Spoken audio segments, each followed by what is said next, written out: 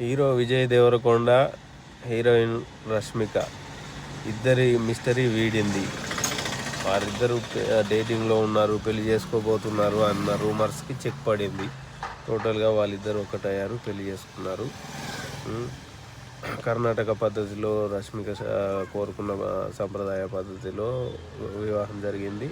తెలంగాణ పద్ధతిలో విజయ్ కోరుకున్నట్టు సంప్రదాయాల పరంగా రెండు సార్లు పెళ్లి చేసుకున్నారు. అయితే ఇక్కడ చాలామంది సెలబ్రిటీలు పెళ్లి చేసుకుంటారు, కానీ అది ఎవరికి ఉపయోగం? వేరే దేశ వాళ్ళకు ఉపయోగం.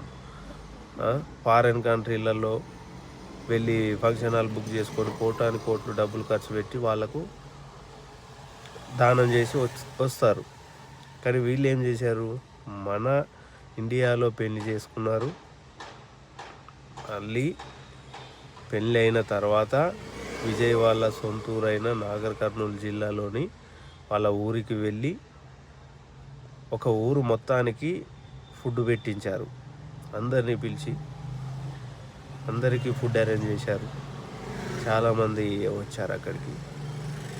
అది చేసిన తర్వాత 10th క్లాస్ పిల్లలు ఎవరున్నా కూడా వాళ్ళందరికీ స్కాలర్షిప్ ఇస్తానని చెప్పాడు. ఇంకా భవిష్యత్తులో ఇలాంటి సేవా కార్యక్రమాలు ఇంకా ఎక్కువగానే చేస్తానని చెప్పాడు. ఎంత గ్రేట్ అండి! అసలు హీరోలలో కూడా ఇలాంటి వ్యక్తులు ఉన్నారని నేను అనుకోలేదు. చాలా సంతోషం. Great Vijay Devarakonda. Love you అన్నయ్య.